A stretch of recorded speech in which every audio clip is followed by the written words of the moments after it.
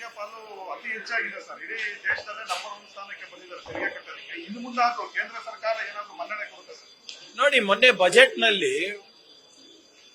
ಅವರು ನಮ್ಗೆ 3.6 ಇಂದ 4.16 ಏನೋ ಮಾಡಿದ್ದಾರೆ. ಅಷ್ಟಕ್ಕೆ ಅವರು ನಾವು ನಿಮ್ಗೆ ಬಹಳ ದೊಡ್ಡ ಕೊಡುಗೆಯನ್ನ ಕೊಟ್ಟಿದೀವಿ ಅಂತ ಬಿಂಬಿಸ್ತಾ ಇದ್ದಾರೆ. ಆದ್ರೆ ನಾವು ಕೊಡ್ತಾ ಇರೋ ಕೊಡುಗೆಗೆ, ನಮ್ಮ ಶ್ರಮಕ್ಕೆ ತಕ್ಕಾದಂತ ಕೂಲಿ ಸಿಗ್ತಾ ಇದೆಯಾ? ಇಲ್ಲ. ಹಿಂದಿನ ಫೈನಾನ್ಸ್ ಕಮಿಷನ್ ಅಲೋಕೇಶನ್ ಎಷ್ಟಿತ್ತು? 4.7 ಮಾಡಬೇಕು ಅಂತ ಹೇಳಿದ್ರು, ಆಗಿಲ್ಲ. ನಾವು ಬೇಡಿಕೆ ಇಟ್ಟಿದ್ವಿ 5.1%. ಈಗ ನಮ್ಗೆ ಸಿಕ್ಕಿರೋದು ಎಷ್ಟು? ಸುಮಾರು 4%. ಹೇಗೆ ನಾವು ಇದನ್ನ ಸಹಿಸ್ಕೋಬಹುದು ಹೇಳಿ? ನಾನು ಹೇಳ್ದಂಗೆ IT ನಲ್ಲಿ, ಇನ್ಕಮ್ ಟ್ಯಾಕ್ಸ್ ಅಲ್ಲಿ ನಂಬರ್ 1 ಇದೀವಿ, GST ನಂಬರ್ ಇದೀವಿ, ಆರ್ಥಿಕ ಶಿಸ್ತು ಕಾಪಾಡೋದ್ರಲ್ಲಿ ನಂಬರ್ 1 ಇದೀವಿ. ಆದ್ರೂ ಕೂಡ ಕೇಂದ್ರ ಸರ್ಕಾರ ಈ ಮಲತಾಯಿ ಧೋರಣೆ ಮಾಡ್ತಾನೆ ಹೋದ್ರೆ ನಾವು ರಾಜ್ಯ ಹೆಕ್ಕಟ್ಟಾಗುತ್ತೆ, ದೇಶ ಹೆಕ್ಕಟ್ಟಾಗುತ್ತೆ. ಇವತ್ತು ಕರ್ನಾಟಕ ಬರೀ ಏನು ನಮ್ಮ ರಾಜ್ಯಕ್ಕೆ ಮಾತ್ರ ಸೀಮಿತ ಇದೆ, ನಮ್ಮ ಸಾಮರ್ಥ್ಯ ಇವತ್ತು ಜಾಗತಿಕ ಮಟ್ಟದಲ್ಲಿ ಇವತ್ತು ಪ್ರಕಾಶಿತ ಆಗ್ತಾ ಇದೆ.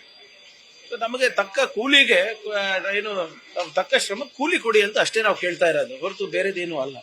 ಇವರು ದೊಡ್ಡದಾಗಿ ಏನು ನಮ್ಮ ಮೇಲೆ ಉಪಕಾರ ಮಾಡಿದಂಗೆ ಮಾತಾಡ್ತಾ ಇದ್ದಾರೆ, ಅದು ಸರಿಯಲ್ಲ. ನೋಡಿ, ಬಹಳ ಸ್ಪಷ್ಟವಾಗಿ ನರೇಗಾ ಕಾಯ್ದೆಯನ್ನ ರದ್ದು ಮಾಡಿ ಈ VB ಗ್ರಾಮ್ಜಿ ಬಿಲ್ ಅನ್ನ ತಂದು ಪಂಚಾಯತ್ ಅಧಿಕಾರಗಳನ್ನ ಮೊಟಕುಗೊಳಿಸಿದ್ದಾರೆ, ಕಾರ್ಮಿಕರನ್ನ ಗುಲಾಮರು ಮಾಡಿದ್ದಾರೆ. ಮತ್ತೆ ನಮ್ಮ ರಾಜ್ಯಕ್ಕೆ ಒಂದು ತೆರಿಗೆ ಹಾಗೂ ಆರ್ಥಿಕ ಭಯೋತ್ಪಾದನೆಯನ್ನ ಒತ್ತಾಯಪೂರ್ವಕವಾಗಿ ಕೇಂದ್ರ ಸರ್ಕಾರ ಮಾಡ್ತಾ ಇದೆ. ನೀವು ಆಳವಾಗಿ ಈ VB ಗ್ರಾಮ್ಜಿ ಕಾಯ್ದೆಯನ್ನು ನೋಡಿದ್ರೆ, ಇನ್ನು ಮೇಲಿಂದ ಕೆಲಸ ತೀರ್ಮಾನ ಹಳ್ಳಿನಲ್ಲಾಗಲ್ಲ, ದಿಲ್ಲಿನಲ್ಲಾಗುತ್ತೆ. ಕಾರ್ಮಿಕರು ಗುತ್ತೇದಾರರ ಹತ್ರ ಹೋಗಿ ಕೆಲಸ ಮಾಡಬೇಕಾಗ್ತದೆ. ಏನೇ ಇದ್ರೂ ಕೂಡ ನೀವು ಗ್ರಾಮ ಅಲ್ಲ, ವಿಕಸಿತ ಭಾರತ ಕನಸನ್ನ ಕಾಣಬೇಕಾಗ್ತದೆ.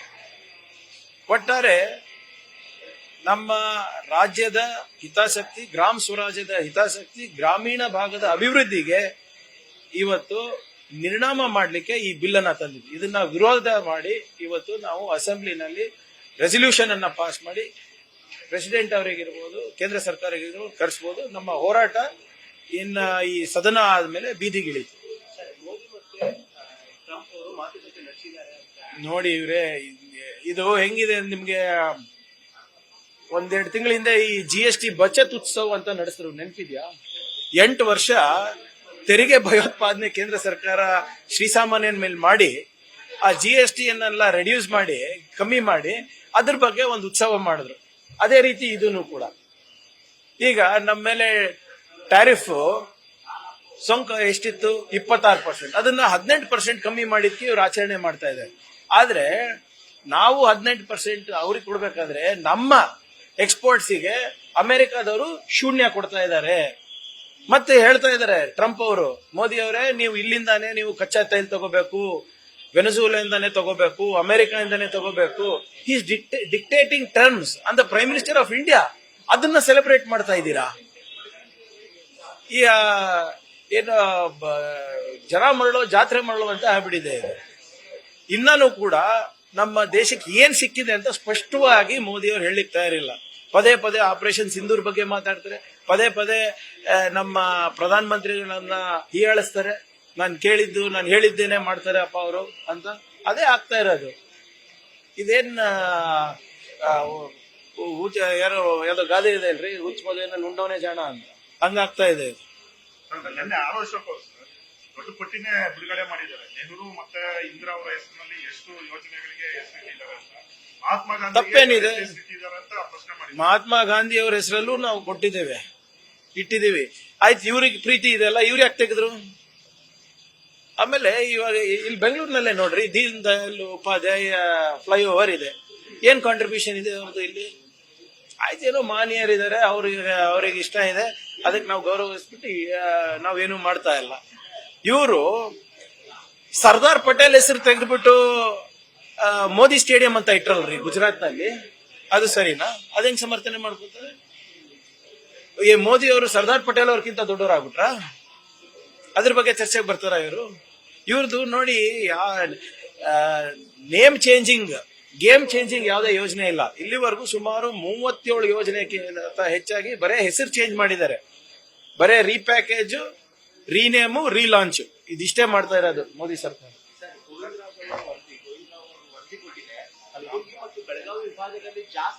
ತಾನೇ ಜಾಸ್ತಿ ಇರೋದ್ರಿಂದ ತಾನೇ ನಾವು ಆರ್ಟಿಕಲ್ 371 ತಗೊಂಡಿರೋದು.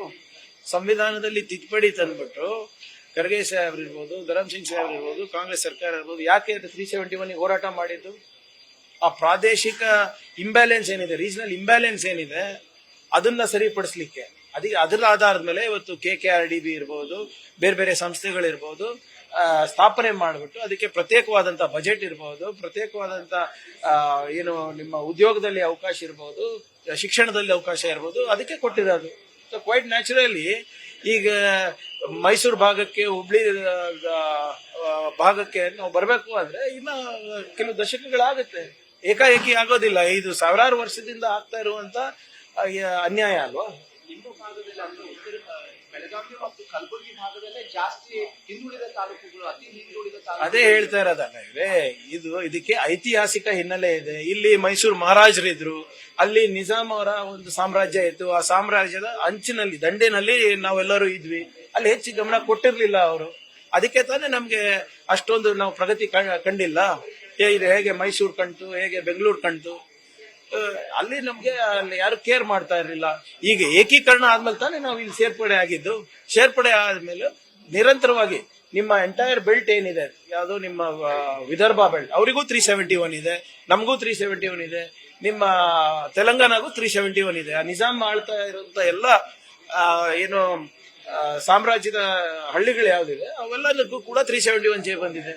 ಆ ಏನು ಈ ಇಂಬ್ಯಾಲೆನ್ಸ್ ಅನ್ನ ದೂರ ಪಡಿಸ್ಬೇಕು, ಆ ವ್ಯತ್ಯಾಸಗಳನ್ನ ದೂರ ಪಡಿಸ್ಬೇಕು, ಸಾಮಾಜಿಕ ಹಾಗೂ ಆರ್ಥಿಕ ವ್ಯತ್ಯಾಸಗಳೇನಿದೆ ಅದನ್ನ ಸರಿಪಡಿಸ್ಬೇಕಂತ ತಾನೇ 371 ಇರೋದು. So it is going to take time. ರಾತ್ರೋರಾತ್ರಿ ಈ ಸಾವಿರಾರು ವರ್ಷದ್ದು, ನೂರಾರು ವರ್ಷದ್ದು ಸಮಸ್ಯೆಗಳು ಒಂದು ಸಂವಿಧಾನದ ತಿದ್ದುಪಡಿಯಿಂದ ಅಥವಾ ನಿಮ್ಮ 5,000 ಕೋಟಿ ಒಂದೇ ವರ್ಷದಲ್ಲಿ ಕೊಡೋದ್ರಿಂದ ಸರಿ ಆಗಲ್ಲ. 41 ಕಾನ್ಸ್ಟಿಟ್ಯೂನ್ಸಿ ಬರುತ್ತಿದೆ. We are working at it. ನಾವು ಭದ್ರಾಗಿದ್ದೇವೆ. ಆದ್ರೆ ಬಿಜೆಪಿ ಅವರು ಇದೇ 371 ಅನ್ನ ತಿರಸ್ಕಾರ ಮಾಡಿದ್ರು. ಈ ನಮ್ಮ ಭಾಗದಲ್ಲಿ ಅಭಿವೃದ್ಧಿ ಕಾಣಬಾರದಂತಾನೆ ತಿರಸ್ಕಾರ ಮಾಡಿದ್ರು. ಸೊ ಇವರು ಇವತ್ತು ಏನೇನಾದ್ರೂ ಹೇಳ್ಕೊಳ್ಳಿ, ಆದ್ರೆ ಇತಿಹಾಸ ಸಾಕ್ಷಿ ಇದೆ. ಬಿಜೆಪಿ ಅವರು ನಮ್ಮ ಜನರಿಗೆ ಮುಂದೆ ಬರಬಾರದು ಅಂದ್ಬಿಟ್ಟು ಅವರು ಮಾಡಿದಂತ ಒಂದು ಸಂಚಿದೆ.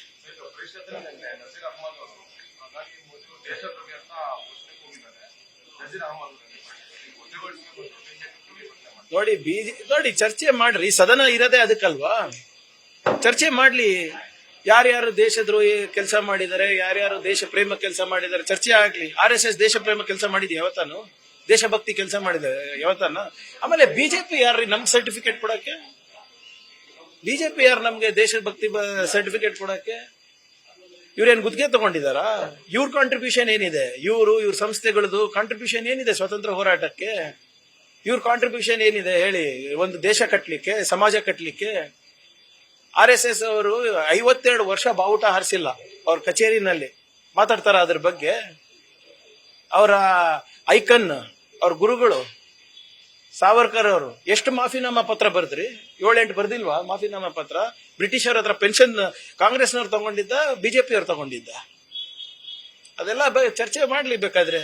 ಸದನ ಇರೋದೇ ಅದಕ್ಕಲ್ವಾ? ಯಾವುದು